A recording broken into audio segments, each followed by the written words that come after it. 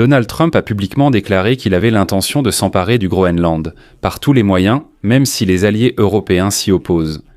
Et si auparavant les gouvernements européens ne réalisaient pas la gravité des menaces de Donald Trump de s'emparer du Groenland, ils le comprennent maintenant et cherchent désespérément un plan pour l'arrêter. L'Union européenne a déjà déclaré ouvertement que l'Europe devait être prête même à une confrontation militaire directe afin de conserver le contrôle de l'île. À Bruxelles, on sait que Trump est agressif et prêt à tout.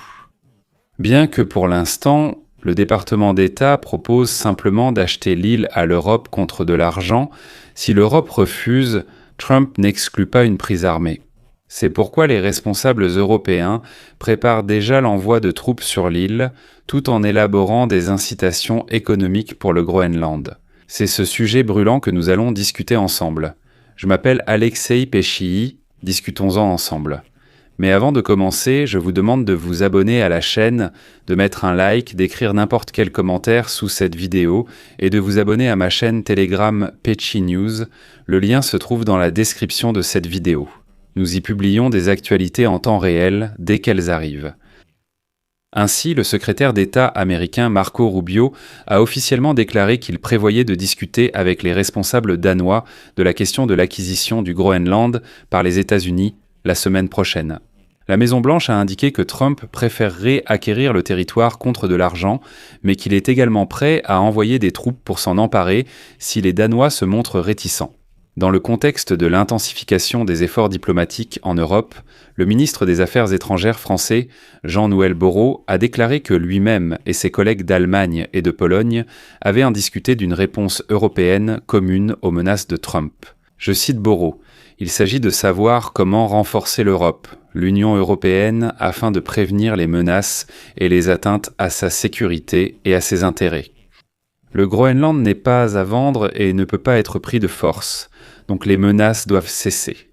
Et comme l'écrit le journal Politico, l'Europe a élaboré 4 options pour répondre aux menaces de Trump, et l'une de ces options prévoit une campagne militaire pour défendre l'île contre les Américains. Donc la première option consiste à trouver tout de même un compromis. Donald Trump déclare que le Groenland est d'une importance vitale pour les intérêts de sécurité des États-Unis et accuse le Danemark de ne pas en faire assez pour le protéger contre l'activité militaire croissante de la Chine et de la Russie dans l'Arctique. Le règlement du différend par la négociation, qui permettrait à Trump d'obtenir quelque chose qu'il pourrait présenter comme une victoire et qui permettrait au Danemark et au Groenland de sauver la face, est sans doute la voie la plus rapide pour sortir de cette impasse. En Europe, on décharge pour les 100 par 4 croquants des... On se rappelle la guerre Turquie-Grèce et comment l'OTAN a joué le médiateur. On estime qu'une approche similaire pourrait s'appliquer avec Trump. À présent que l'OTAN envoie ses troupes, joue le rôle de médiateur et aide le Danemark et les États-Unis à parvenir à un accord. Aux États-Unis, on déclare ouvertement qu'on ne considère pas que le Groenland soit suffisamment protégé. Et voici que le représentant des États-Unis auprès de l'OTAN, Matthew Whitaker, a déclaré, je cite, « À mesure que la glace fond et que des routes s'ouvrent dans l'Arctique et l'extrême nord, le Groenland devient une menace très sérieuse pour la sécurité du continent des États-Unis d'Amérique. » En réponse à l'OTAN, il a été proposé d'envisager d'accélérer les dépenses de défense dans l'Arctique et d'organiser davantage d'exercices militaires dans cette région. Et le déploiement de troupes pour assurer la sécurité du Groenland et, si nécessaire, pour rassurer les États-Unis. De plus, les Européens, en premier lieu les Européens, doivent envoyer leurs troupes dans cette région. Il faudrait presque créer un bouclier arctique ou une garde arctique, comme cela a été fait, par exemple, en mer Baltique, c'est-à-dire prendre en charge la sécurité du Groenland et des eaux avoisinantes. La deuxième option serait de donner au Groenland une somme d'argent énorme pour que le peuple lui-même s'oppose au plan de Donald Trump et que l'administration Trump soutienne le mouvement pour l'indépendance du Groenland. Il n'est pas très important sur l'île, mais il existait. Et l'essence de l'argument de la Maison-Blanche est que si le Groenland quitte le royaume du Danemark et conclut un accord avec les États-Unis, il sera littéralement inondé d'argent américain. Les unions européennes du Danemark essaient de convaincre les habitants du Groenland qu'elles peuvent leur offrir des conditions plus avantageuses. Et selon le projet de proposition de la Commission européenne, Bruxelles prévoit de plus que doubler ses dépenses pour le Groenland à partir de 2028. Pourquoi seulement à partir de 2028 ? Parce que le budget de l'Union européenne est généralement planifié sur 7 ans, et l'actuel budget se termine en 2027. Et, en conséquence, ces fonds seront déjà prévus dans le prochain paquet. C'est-à-dire que c'est simplement ainsi que le système de financement de l'Union européenne est organisé. Il s'agit d'un montant de 530 millions d'euros sur 7 ans, soit la même période budgétaire. En plus, le Danemark verse déjà des fonds au Groenland via l'accord d'autonomie. Selon ce même document, le Groenland pourra également demander une aide supplémentaire de 44 millions d'euros provenant du budget de l'Union européenne pour les territoires éloignés faisant partie des pays européens. Enfin, les Européens ont décidé d'investir dans l'extraction des ressources minérales sur cette île. La troisième option, ce sont des mesures économiques de rétorsion contre les États-Unis. Et ça, c'est intéressant. Et ensuite, laissez-moi citer: l'Union européenne dispose d'un puissant instrument politique qu'elle pourrait utiliser pour contenir Trump, un instrument de lutte contre la coercition.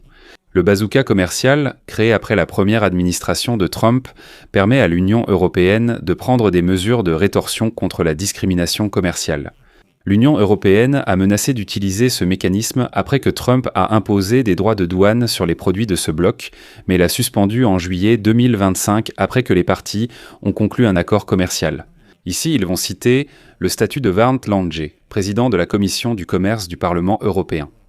Nos exportations vers les États-Unis s'élèvent à un peu plus de 600 milliards d'euros et pour environ un tiers de ces produits, nous détenons une part de marché de plus de 50% et il est tout à fait évident que c'est aussi notre force. C'est une allusion au fait que l'Union européenne pourrait simplement imposer des droits de douane draconiens sur les produits américains et arrêter le flux de ces marchandises vers le marché américain. Oui, ce sera douloureux pour tous, mais cela reste un outil. Et la quatrième option, ce sont les forces terrestres.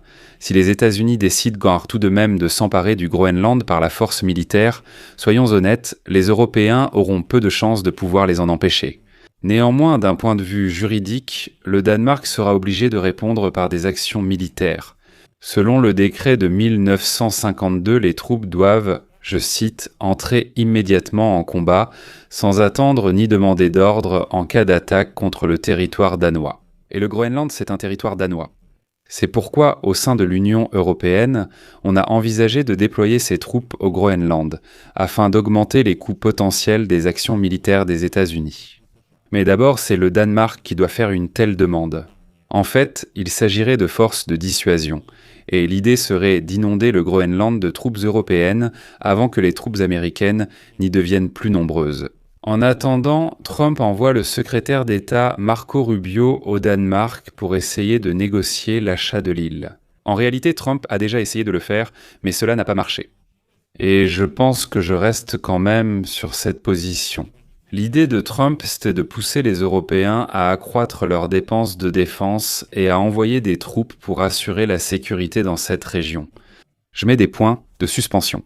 Donnez votre avis, écrivez vos conclusions dans les commentaires sous cette vidéo, abonnez-vous à la chaîne, cliquez sur la cloche et n'oubliez pas de mettre un like si cet épisode vous a intéressé ou appris quelque chose. Vous pouvez soutenir financièrement le travail de cette chaîne YouTube avec n'importe quel don. Voici le QR code à l'écran ou via les liens.